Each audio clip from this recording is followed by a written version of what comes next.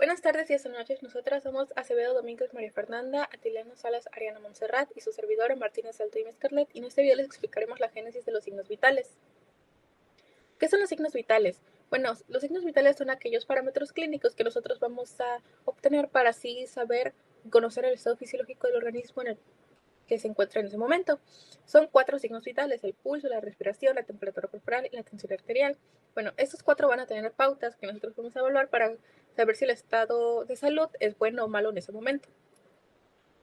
Vamos a empezar con la temperatura corporal. Esta se refiere al grado de calor o frío en el que se encuentra nuestro cuerpo. Se mide en grados Celsius, lo regula el hipotálamo y la temperatura corporal oscila de 36.7 a 37 grados Celsius. Ahora, ¿cómo se relaciona la temperatura corporal y el sistema respiratorio, cardiovascular y renal? Bueno, pues en el sistema respiratorio, cuando nuestra temperatura es muy alta, lo que va a hacer el cuerpo es intentar mantenerse en su temperatura normal, aumentando así la frecuencia respiratoria. En el sistema cardiovascular, un aumento de la temperatura va a hacer que aumente la frecuencia cardíaca y un descenso de la temperatura va a hacer que disminuya la frecuencia cardíaca. En el sistema renal, la alta temperatura puede propiciar a un fracaso renal y alteraciones electrolíticas debido a una variación estacional del filtrado glomerular. Ahora, como objetivo tiene conocer y valorar el estado general del paciente. También vamos a llevar un registro gráfico en el que podamos ver cómo ha ido evolucionando la temperatura de nuestro paciente y así hacer una evaluación o un diagnóstico de la enfermedad. Como material vamos a necesitar un termómetro de mercurio, también puede ser uno digital. Y como procedimiento vamos a explicar el procedimiento de la toma de temperatura axilar, debido a que es de las más comunes en adultos. Bueno, pues vamos a empezar informándole a nuestro paciente qué procedimiento vamos a hacer. Como primer paso vamos a colocar al paciente en una posición adecuada y cómoda, conociendo su diagnóstico y indicaciones posturales. Como segundo paso vamos a introducir el termómetro abajo de su manga. Como tercer paso vamos a pedirle que alce su brazo para colocar el termómetro, que lo baje y que lo cruce para que si no se caiga el termómetro. Como cuarto paso vamos a colocar el termómetro de 3 a 5 minutos y como paso 5 vamos a retirar el termómetro y evaluar la temperatura. Aquí podemos ver una tabla en la que se indica las variaciones de la temperatura corporal. Como ya bien habíamos comentado, la temperatura normal oscila entre 36.7 grados a 37 grados Celsius. Arriba de eso puede ser considerado, dependiendo de lo que diga nuestro termómetro, si puedes llegar a ser una febrícula, una fiebre moderada, fiebre grave, hipertermia, y abajo de 35 grados Celsius se considera hipotermia. Frecuencia respiratoria. La respiración es el proceso de transporte de oxígeno a los tejidos corporales y la expulsión de dióxido de carbono, ya que esto consiste en 2 fases, inhalación y exhalación. La frecuencia respiratoria también se conoce como el ritmo respiratorio, que es el número de veces que respiras por minuto. Como objetivo es conocer las variaciones en la respiración del paciente para valorar su estado y curso de la enfermedad. Los materiales que se ocupan es reloj de segundero, pluma y libreta, hoja de reporte y gráfica para los signos vitales. La frecuencia respiratoria se relaciona con 3 sistemas. El sistema respiratorio es cuando la presión de la sangre en las arterias pulmonares aumentan por encima de un determinado nivel, ya que recibe el nombre de hipertensión. Las personas afectadas suelen presentar dificultad de respirar. El sistema cardiovascular remueve el dióxido de carbono, ya que el dióxido de carbono es principalmente transportado en el plasma como iones de bicarbonato y actúa como amortiguador químico. El sistema renal analiza las repercusiones pulmonares de la sangre renal aguda y tiene una condición patológica que induce un incremento en la permeabilidad vascular, ya que es inflamatorio. Yo les voy a hablar sobre la frecuencia cardíaca, la cual son las acciones que se llevan a cabo para percibir la frecuencia de los latidos del corazón, así como el ritmo, la amplitud y la tensión.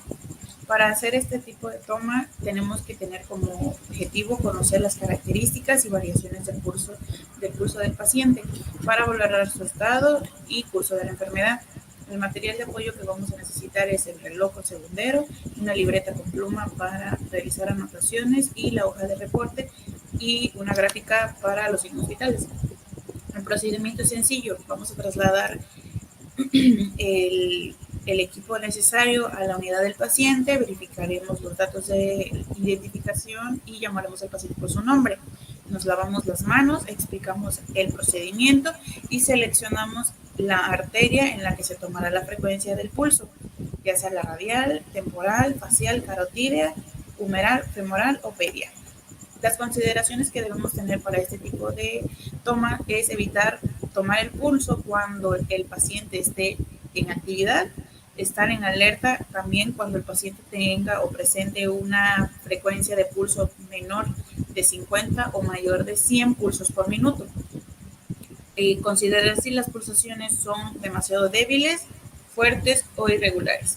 En caso de que sea difícil tomar las pulsaciones del paciente, hay que hacer la toma durante 1 minuto. Si aún no es posible percibir las pulsaciones, hacer la toma de la frecuencia de nuevo, ya sea apical, esto es con el estetoscopio en el área cardíaca, y en caso de cualquier duda, de repetir el procedimiento las veces que sean necesarios hasta que ustedes estén seguros.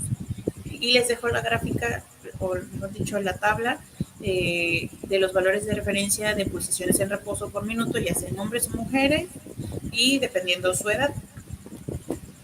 Hay que considerar que la frecuencia cardíaca tiene una relación con el sistema renal, respiratorio y cardiovascular. En el caso del renal, podemos decir que hay investigadores que han estudiado que la frecuencia cardíaca de los participantes en el estudio descubrieron que su frecuencia cardíaca en reposo era más alta, tenían el doble de posibilidades de desarrollar una enfermedad renal, ¿no? En el sistema respiratorio, la frecuencia cardíaca varía con base a la respiración, ya sea que se acelera durante la inspiración y se disminuye en la expiración, sobre todo si la respiración es profunda. Y en el sistema cardiovascular, para el correcto funcionamiento del organismo, es necesario que el corazón actúe bombeando la sangre hacia todos los órganos, determinada presión, o sea, presión arterial y la determinada frecuencia. Considerando lo anterior, tenemos que la presión arterial son las acciones que se realizan para conocer la fuerza que ejerce la sangre sobre las paredes de las arterias, dependiendo de la fuerza de contracción cardíaca. Para esta toma vamos a tener como objetivo tener las variantes, registrarlas y así evaluar el curso de la enfermedad del paciente, apreciar las variaciones de las cifras de presión, ya sea la sistólica, diastólica y diferencial, tener como material de apoyo el esfigmomómetro, estetoscopio biocular. El brazalete tiene que ser apropiado, ya sea para una comprensión de un adulto promedio que es de 12 a 14 centímetros de ancho o una persona o paciente obeso que es de 18 a 22 centímetros de ancho. Lo mismo que la vez pasada, una libreta y una pluma para las anotaciones y la hoja de reporte. El procedimiento va a ser el siguiente. Vamos a trasladar igualmente todo el equipo necesario a la unidad del paciente, verificamos su identidad y lo llamamos por su nombre, nos lavamos las manos y al momento explicamos el procedimiento que vamos a realizarle al paciente. El paciente debe estar en una posición sedente, se coloca con el brazo descubierto, se coloca el brazalete alrededor del brazo, como referencia por encima del codo, ya sea 2.5 centímetros, y verificar siempre que esté desinflado el brazalete. Se localiza el pulso braquial con la yema de los dedos y se coloca te colocas las olivas en los oídos y la cápsula sobre la arteria ya localizada. Se cierra la válvula de la perilla infladora y empiezas a inflar el brazalete hasta los 200 milímetros sobre mercurio y lo empiezas a desinflar posteriormente a que llegues a esa cifra. Se debe desinflar lentamente para que así pueda uno escuchar el primer latido correspondiente a la presión sistólica. Conforme se va disminuyendo la presión del brazalete, el último latido que escuchemos va a corresponder a la presión diastólica. se desinfla por completo el brazalete, se limpian las olivas y la cápsula y todo se debe de guardar en su estuche correspondiente. Registramos la frecuencia, la frecuencia arterial en la hoja de expediente clínico y eso va a servir para comparar las presiones arteriales con registros anteriores. Las consideraciones que debemos de tener es colocar el brazo del paciente en un plano resistente, evitar que el estetoscopio se ubique sobre el brazalete y verificar el funcionamiento adecuado del equipo. En cualquier caso, debe uno de repetir el procedimiento si tiene uno dudas. Y ahí está la gráfica sobre las presiones sistólicas y diastólicas en referencia a hombre o mujer y la edad. De igual manera, tiene que ver con el sistema cardiovascular, obviamente, renal y respiratorio, ya que cuando la presión de la sangre en las arterias pulmonares aumenta por encima de un determinado nivel, recibe el nombre de hipertensión pulmonar, el cual se da cuando el lado derecho del corazón debe esforzarse mucho más para bombear la sangre a través de las arterias pulmonares. Las personas afectadas suelen presentar dificultad respiratoria. En el sistema renal se ve afectado por la enzima llamada renina que se genera en la sangre, la cual genera una sustancia llamada angiotensina que actúa sobre los vasos sanguíneos aumentando la presión sanguínea. ¿Sí? Y en el sistema cardiovascular existe la hipertensión arterial, la cual afecta a un 90 o 95% de los casos, mientras que se encuentran otras secundarias que afectan entre el 5 y 10% y se consideran los factores de la hiperactividad del sistema nervioso simpático, factores genéticos de predisposición familiar y los factores ambientales de vida, de estilo de vida, ¿no?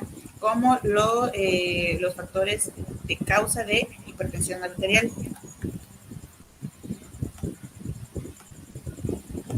En conclusión, es muy importante hacernos un chequeo de toma de signos vitales para evaluar nuestro nivel de funcionamiento físico, ya que los signos vitales cambian durante la edad y el peso.